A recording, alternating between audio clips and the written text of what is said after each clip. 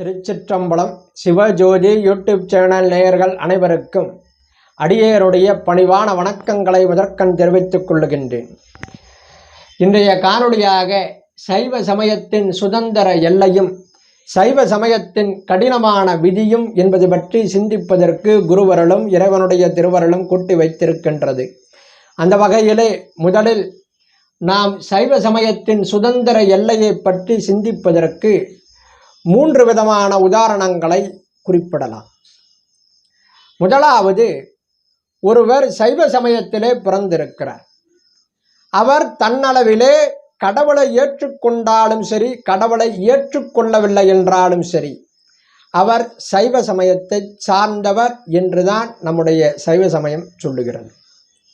கடவுள் மறுப்பு கொள்கை உடையவரையும் தன்னோடு அரவணைத்து அவரும் நமக்கு உரியவரே என்று ஏற்றுக்கொண்டு பயணிக்கக்கூடிய சமயம் நம்முடைய சைவ சமயம் ஒன்று.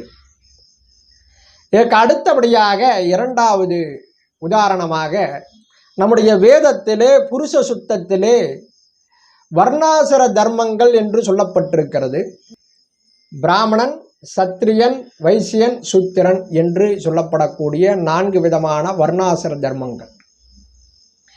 இந்த 4 விதமான வர்ணாசிர தர்மத்திலும் வராத ஒருவர் இருக்கிறார்.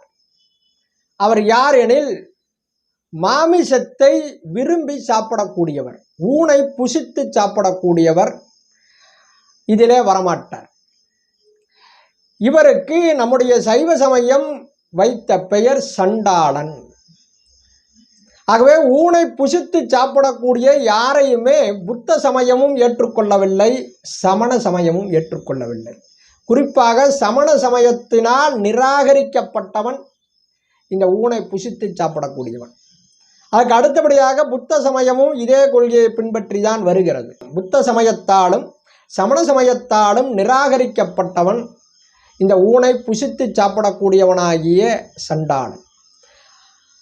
அப்படி என்றால் வேதத்தில் சொல்லப்பட்ட இந்த 4 வர்ணத்தார்களும் ஊனை சாப்பிடக்கூடாது, மாமிசத்தை சாப்பிடக்கூடாது என்பது விதியாக சொல்லப்பட்டிருக்கிறது. பிராமணன், சத்திரியன், வைசியன், சூத்திரன் இந்த 4 வர்ணத்தாரும் ஊனை புசித்து சாப்பிடக்கூடாது. காரணம், ஊனை புசித்து சாப்பிடக்கூடியவனுக்கு சண்டாளன் என்று ஒரு பெயரை வைத்து நம்முடைய சைவ சமயம் சொல்லி இருக்கிறது. அந்த வகையிலே இந்த ஊனை புசித்து சாப்பிடக்கூடிய வடிவத்திலே இறைவன் 2 பேருக்கு காட்சி கொடுத்திருக்கிறார். ஆதிசங்கரருக்கு இறைவன் காட்சி கொடுக்கின்ற பொழுது இந்த ஊனை புசித்து சாப்பிடக்கூடிய சண்டாள ரூபத்தில் தான் காட்சி கொடுக்கிறார். அதுக்கு அடுத்தபடியாக 63 நாயன்மார்களிலே சோமாசிமார நாயனாருடைய வாழ்க்கையிலே இறைவன் வருகின்ற பொழுது ஊனை புசித்து சாப்பிடக்கூடிய சண்டாள ரூபத்தில் தான் வருகிறான். ஆகவே சமண சமயத்தாலும் புத்த சமயத்தாலும் நிராகரிக்கப்பட்ட ஒருவனை நம்முடைய சமயம் ஏற்றுக்கொண்டு அந்த வடிவத்திலே இறைவன் காட்சி கொடுத்திருக்கிறான் என்றால் அனைத்தையும் நம்முடைய சமயம் அரவணைத்து கொண்டு செல்லுகிறது. இதுதான் சைவ சமயத்தினுடைய சுதந்திர எல்லை.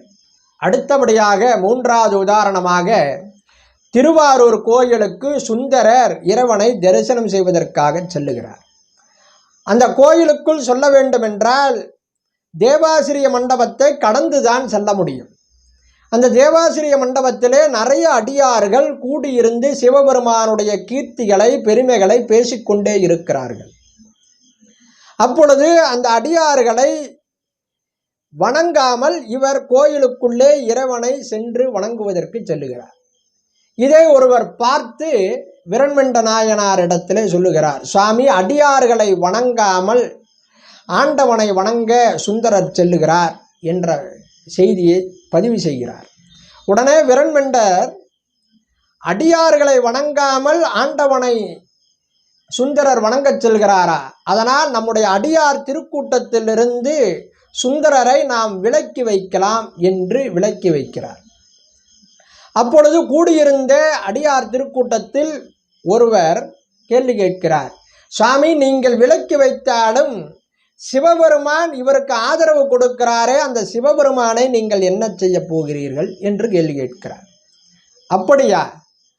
ஆகவே நம்முடைய அடியார் திருக்கூட்டத்திலிருந்து சிவனையும் நாம் விலக்கி வைத்து விடலாம் என்று சைவ சமயத்தினுடைய தலைவனையே நம்முடைய சைவ சமயத்திலிருந்து விலக்கி வைக்கக்கூடிய அதிகாரமும் உரிமையும் பிரம்மண்ட நாயனாருக்கு இருந்திருக்கிறது என்றால் அவர் சிவபெருமானுடைய விதிகளை எவ்வளவு தீர்க்கமாக பின்பற்றியிருப்பார் என்பதை நாம் சிந்தித்து பார்க்க வேண்டும். அந்த உரிமையும் அந்த அதிகாரமும் விரண்மண்டருக்கே உரித்தானதாக இருந்திருக்கிறது. சைவ சமயத்தினுடைய தலைவனையே புறம் தள்ளி வைக்கக்கூடிய அளவுக்கு உரிமையும் அதிகாரமும் படைத்தவராக விளங்கியிருக்கிறார். ஆகவே இதுதான் நம்முடைய சைவ சமயத்தினுடைய சுதந்திர எல்லைக்கு மூன்றாவது உதாரணம்.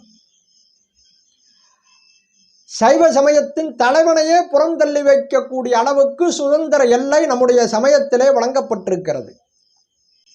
ஆகவே மூன்று விதமான எல்லை. கடவுளை ஏற்றுக்கொண்டாலும் ஏற்றுக்கொள்ளவில்லை என்றாலும் நீ இந்த சமயத்தை சார்ந்தவன்.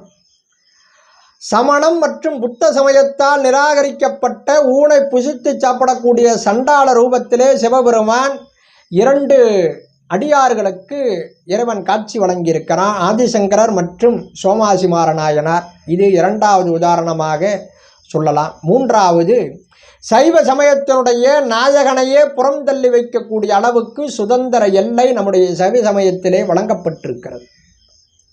இது சுதந்திர எல்லைக்கு 3 உதாரணங்கள். அதுக்கு அடுத்தபடியாக சைவ சமயத்தினுடைய கடினமான விதி என்னவெனில், உலகத்தை பொறுத்தவரையும் சரி, மற்ற சமயங்களை பொறுத்தவரையும் சரி, ஒரு தவறை செய்தால்தான் குற்றம் அல்லது தண்டனை. உலகத்தில் ஒரு தவறு செய்தால்தான் நீ குற்றவாளி.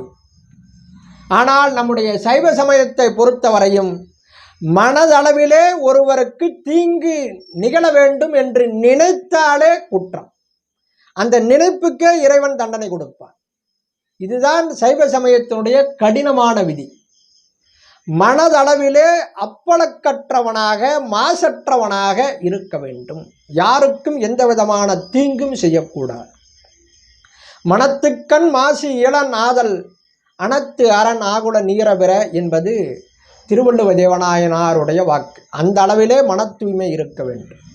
மனதளவிலே அடுத்தவர் கெட வேண்டும் என்று நினைத்தாலே குற்றம். அந்த நினைப்புக்கு இறைவன் தண்டனை கொடுப்பான்.